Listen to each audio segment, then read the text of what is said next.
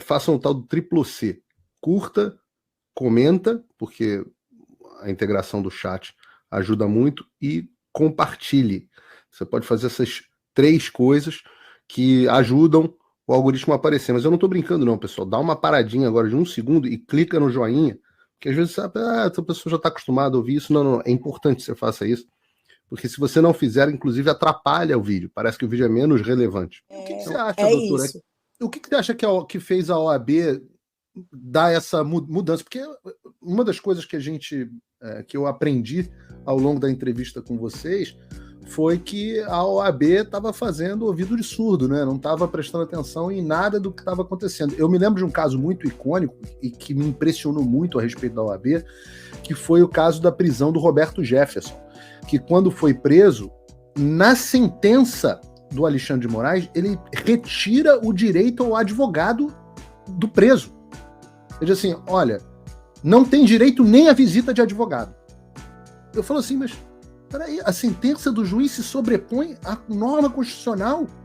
E volto a dizer, doutor, essas questões são matérias constitucionais, eu não sou advogado, não são a minha seara, mas eu digo que elas violam algo que é sim da minha seara, como cientista político, que são pilares civilizacionais. Né? A gente tem... O Alexandre deve saber isso, ele era professor, ele deve ter acompanhado a evolução do sistema inquisitório para o sistema acusatório, de onde vem isso e a importância. E aí eu vi a OAB violando, assistindo a violação em uma sentença e ficando calada, e aí ouvi com vocês a quantidade de vezes que vocês tentaram falar com a OAB dominada pela esquerda, fingiu que nada estava acontecendo. O que pode ter motivado agora, finalmente, o início de uma, ainda morna, mas o início de uma reclamação? Então, Paulo, o que me incomoda com a OAB nessa nota que ela lançou é que a OAB vê com o devido perigo, a OAB não se posiciona firmemente como deveria se posicionar ainda. Ela bota na nota que ela enxerga como perigo o que já ultrapassou a fase do perigo. Já não é mais perigo. É uma violação gravíssima e a OAB deveria se posicionar como uma violação gravíssima. Mas eles mudam a postura agora porque eles estão enxergando que irá entrar na seara dos interesses deles. Isso não é por conta da população. O que a OAB deveria se posicionar é a favor da população, como ela está ali para proteger também a Constituição.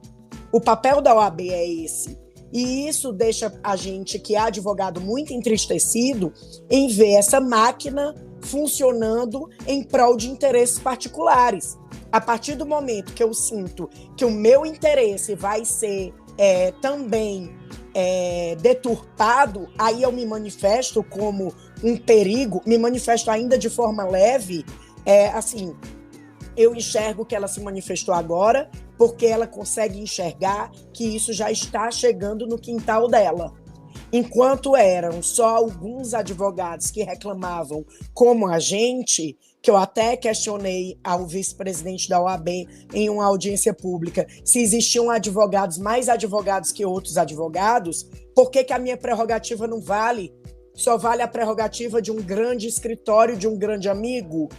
Só vai funcionar para a panela, para os que são amigos deles, entendeu? Então, assim...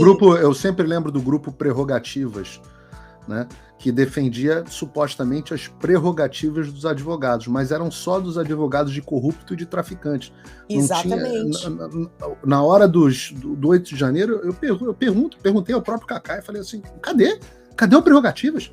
Cadê vocês? Cadê todos aqueles advogados defendendo as prerrogativas dos advogados? Vocês não estão mais podendo fazer sustentação oral. Vocês não estão... O julgamento de plenário virtual, sumário, julgamento sumário. Julgamento sumário é coisa da China, é coisa do... O Stalin adorava o julgamento sumário. Você chegava com o preso na porta, perguntava para ele, não, julgamento sumário, tiro na nuca. Exatamente assim, Paulo, que a gente enxerga e a OAB consegue enxergar também é que o plenário virtual, ele é prejudicial à ampla defesa, porque claro. as pessoas não conseguem entender, e aí eu trago para explicar também, que no plenário virtual o advogado grava um vídeo da sua sustentação oral, coloca lá no processo e eles assistem se eles quiserem. Exato. É completamente diferente da gente estar em um plenário físico olhando no olho dos ministros ali, entendeu? E a OAB conseguiu enxergar esse prejuízo. E é claro que o Alexandre, a gente acompanhou isso, o Alexandre passou os julgamentos para o plenário virtual depois que o doutor Sebastião, nosso herói brasileiro, falou algumas verdades olhando para a cara deles.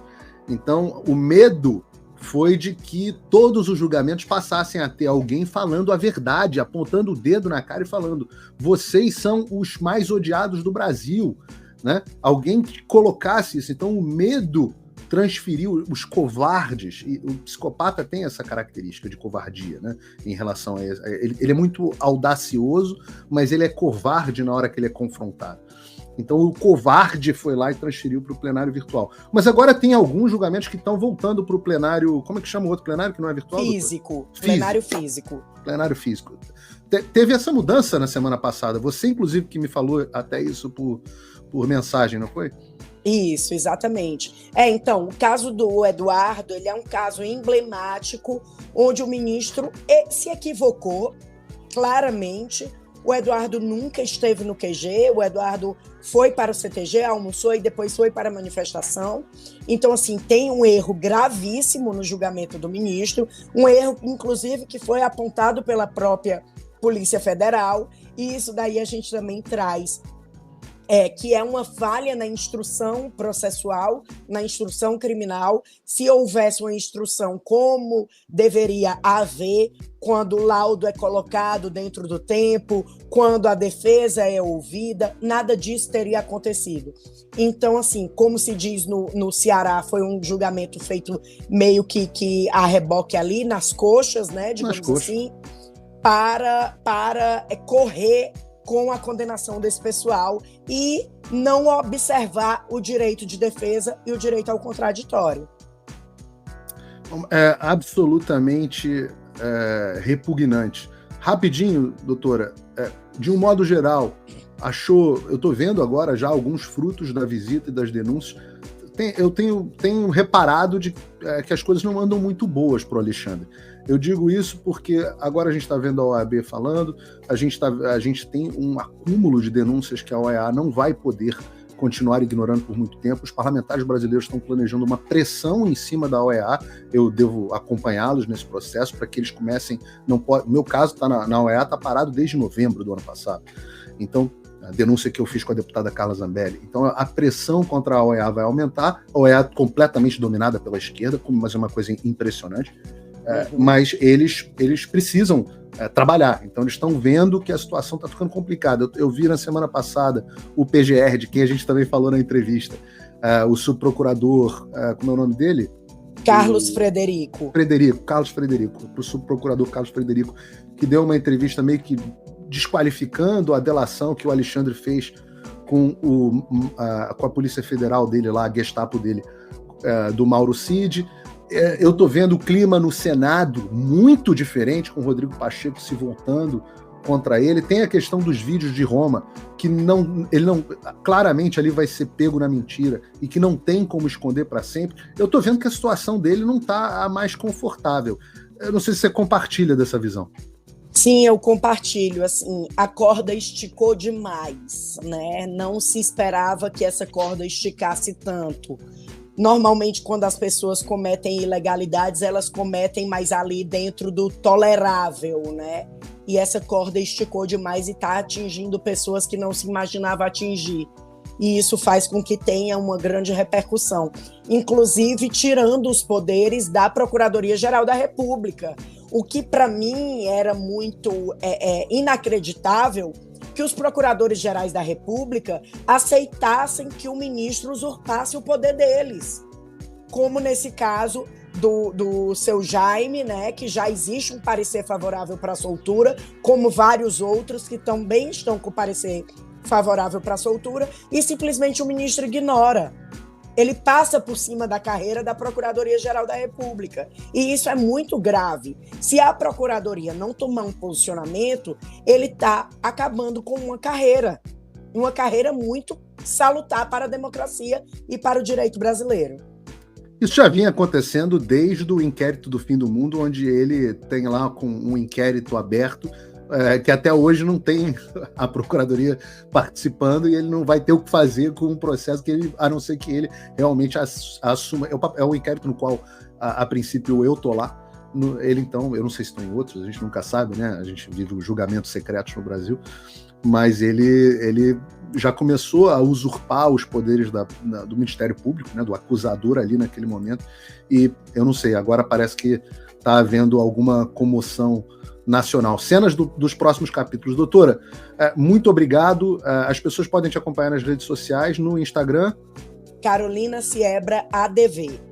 Carolina Siebra ADV. Então acompanha a doutora Carolina, que eu tive o prazer de conhecer pessoalmente, e é uma pessoa muito aguerrida, lutando pelos direitos das pessoas no Brasil, essas pessoas que estão sofrendo, nós precisamos lembrar, ainda tem gente presa, ainda tem gente em situação crítica. Ontem o doutor Ezequiel me mostrou uma carta, eu deveria até ter colocado aqui para mostrar no programa, de uma das pessoas que ainda está presa, que está se queixando de tomar ferrão de escorpião no meio da noite, com problemas de alimentação, assim, são realmente gulags, são condições desumanas em que estão sendo colocadas pessoas de família, que são tratadas como terroristas pela Globo, e pelo Alexandre, mas que são pessoas de família. Estamos falando de pessoas de mais idade. Então, muito grave a situação. Mais uma vez, obrigado, doutora Carolina. Obrigado Paulo, pela participação, e até o próximo. Eu que agradeço, obrigada. Espera aí. Desculpe interromper esse vídeo, mas é que eu continuo censurado pelo STF. Além deles cancelarem o meu passaporte, congelarem todas as minhas contas bancárias e bloquearem as minhas redes, agora eles também querem proibir os meus vídeos no Brasil. Você pode continuar me acompanhando seguindo o meu segundo canal, que é o canal de cortes. E se quiser ter acesso a todas as minhas postagens para sempre, deve se inscrever no meu Locals, que funciona de uma forma parecida com o Facebook ou o Twitter. Todos os links estão aqui na descrição. Entra lá, senão você vai ficar desinformado e aí eles vão vencer.